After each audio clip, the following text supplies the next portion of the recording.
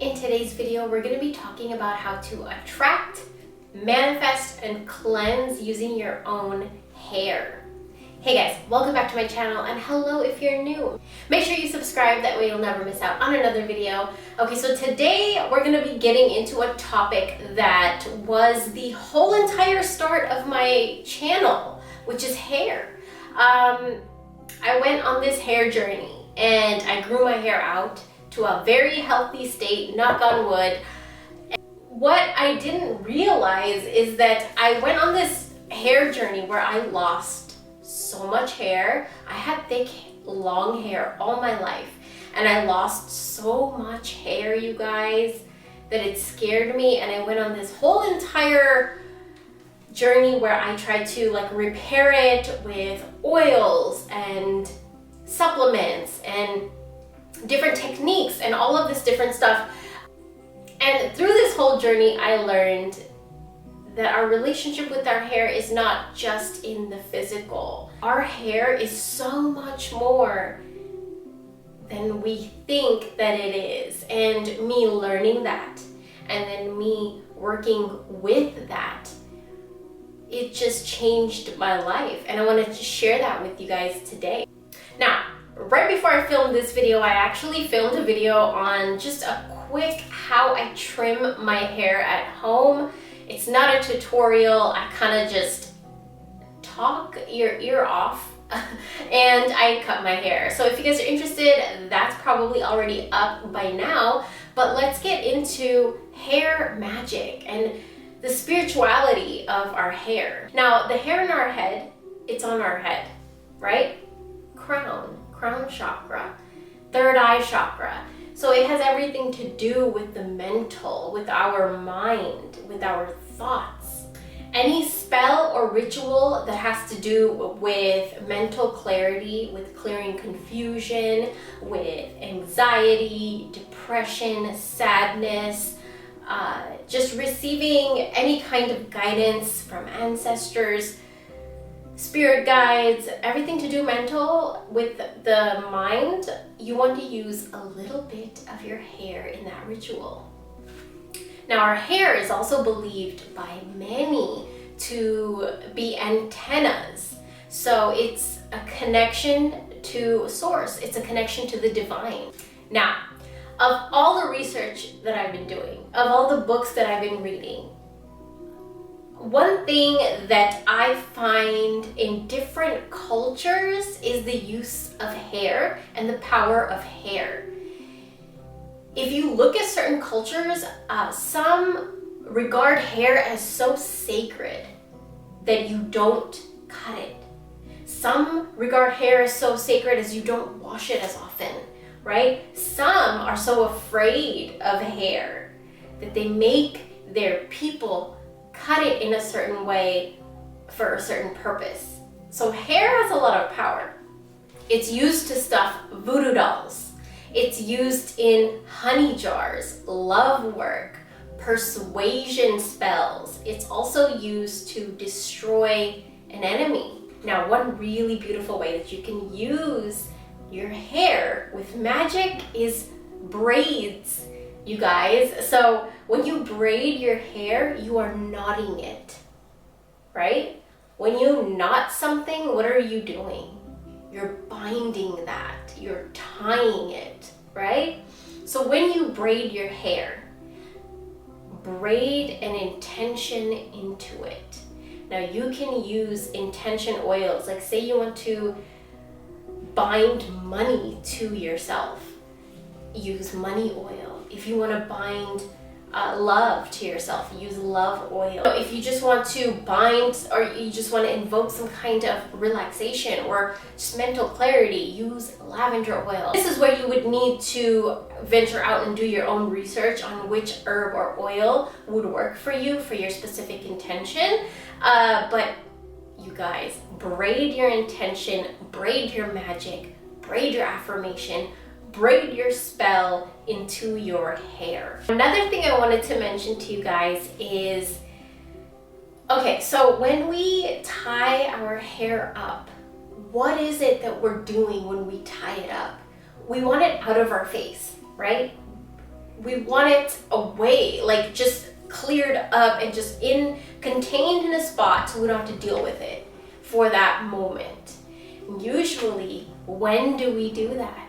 When we need to focus on something, right? When we have a task at hand, when we need to get the hair out of our face so we can finish the task, focus, be aware of our surroundings, right? I remember a lot of times, like I used to be a medical assistant and we had to make sure that our hair was like netted or tied up or something. So it's interesting how, yeah, you need to tie your hair up for safety reasons and hygiene reasons and stuff like that, but also you open up your awareness to everything around you. I hide behind my hair, you guys. I hide. And so like I like to feel safe and like have like a cave around my whole face. And that's not always good. You know, we need to be aware of our surroundings. And so lately I've been learning that and getting into the habit of starting to tuck my hair behind my ears, because for me, safety is a big thing, and it has to do with my hair being down. So lately, you know, everything that's going on in the world, I like to be aware, and so I tie my hair or like a half pony like this, you know, when I go out sometimes if I'm eating or something, or I'll tuck it behind my ear, like. And now when you are totally relaxed, what do? You let your hair down and you let it breathe, you let it be in its natural state. You're relaxed, you're free, and you just let it be. Another thing you could do with your hair is you could enchant it with oils. Like I talked about, like the braids, you could like braid your intention and bind, you know, stuff into your hair and into your aura and into your energy. You can actually use oils and put it on your hair. Love oil, you could do attraction oil, success oil. There's so many different kinds of oils. Actually, if you go into my shop, my Etsy shop, I have oils there for your sacral chakra. I have oils that correspond with Indian deities because that's what I've grown up with. It's what I've studied. You can use any type of oil that you want or need for your specific intention. You could use rose oil, lavender oil. You know, like rose oil would be for beauty and attraction and love. Lavender would be for calming your anxiety, just calming yourself. And then rosemary would be something for protection. So you can really use your hair in so many beautiful ways. Another way that I want to talk about hair is when I'm feeling particularly off or sensing some kind of like energetic, negative energy, gossip, whatever it is. If I sense something off, I will cut or trim a little bit of my hair. And what that does is I feel like anything that somebody sends to me, you trim off a little bit of your hair, because hair absorbs the things around you. That's been believed by so many people for so long. And so for me, I feel like that really, I resonate with it. I cut off a little bit of my hair and I'm like, okay, fine, I'm good. Now, after I cut it, I usually will burn it. Sometimes I will throw it in a black candle with cloves or some kind of cleansing herbs or my own protection oil and just burn it. That's it. Or sometimes you can just bury it. Remember, hair contains the essence of a person. So if you get your hands on the hair of one of your target that you want to work on magically, that's very powerful. And vice versa, make sure that people don't have easy access to your hair, because you just never know what anybody could do with your hair. That is your essence. Now, another thing I wanted to talk about is during the day, our hair absorbs solar energy. So what do? We usually have our hair up, we're active, productive. Some of us, not all of us, I know, but you know, that's when our hair just absorbs the vitamin D and just the energy of the sun and solar. At night is when our hair absorbs lunar energy, the energy of the moon, relaxation, more relaxed, more fluid, receptive, right? When we dream, we're receptive to our own subconscious mind. Now, I want you guys to try one thing. This is something that always helps me. No matter how psychotic or rageful or angry I will get, this is something that will always calm me down. And that's a shower where I wash my hair. And here's something, this is something I know that a lot of people say it's a big no-no, hairdressers will hate it, maybe like a lot of spiritual people might hate it too, but I wash my hair almost every single day. And that's because I feel like I'm very sensitive to energy. I work with tarot on a daily. I talk to hundreds of people through my messages. I read books and absorb content on hard topics on a daily. So for me, my hair, the more I started to do that, the heavier content I started to consume, the deeper into my own sexuality, the deeper into my own healing that I started to go into, my hair started becoming heavier. Heavier and heavier. And there was a point in my life where I was suppressing a lot, you guys.